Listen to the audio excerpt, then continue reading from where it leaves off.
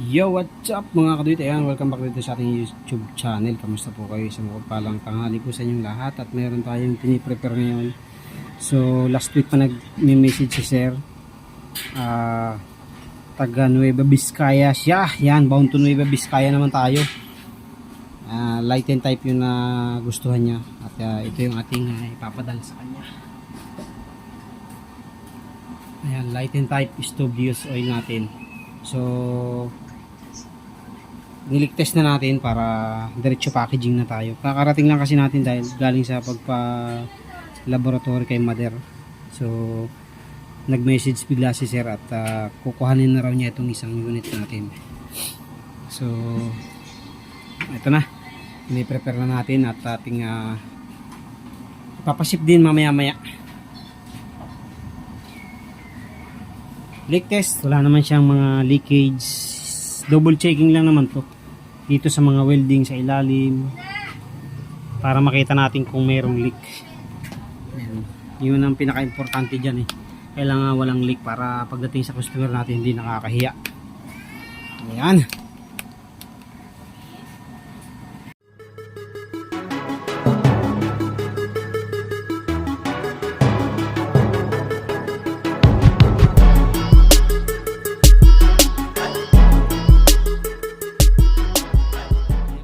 Yung ating i-wrap ng mga pyesa niya, mga parts niya.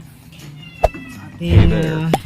Subscribe to my channel and also press this bell icon. Diretso shipping na tayo.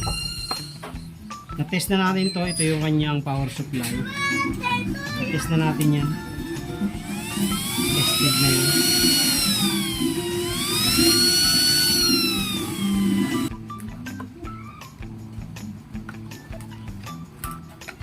Diretso na yan sa ating packaging.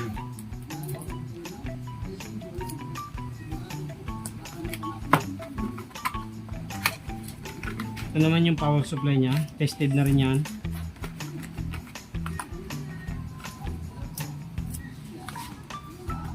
Tapos ito yung connector nya sa battery. And then stove frame cleaning tool pala, wala pa. Then ito yung cleaning tool na kasama mga kapatid.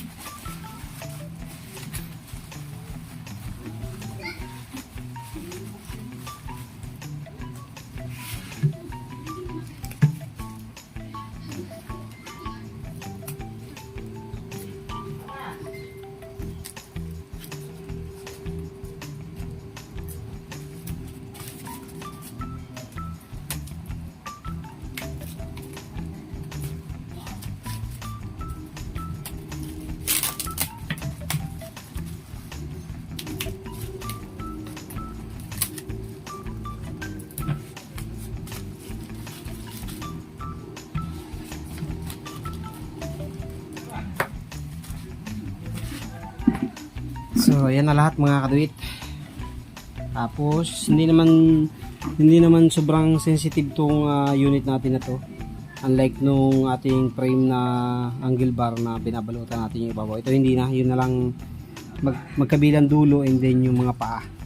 Lalagyan natin ng karton. Ayan mga kaduit, tapos na tayo mag-packaging. Ayan, nakabalot na lahat. Ayan, ay dapat pala ito nilagay ko na doon sa loob. Ayan, nabalutan na natin ng mga paa. Pati ito, nilagyan natin to kasi para kahit mabali-baliktad. Hindi iikom to, wala kasing support na bakal dito kaya ganyan ang ginagawa natin. Silid ko na pala to sa loob. Ay, yung binayaran ko sa laboratory pala ang kanina ay nasa 5,000 na.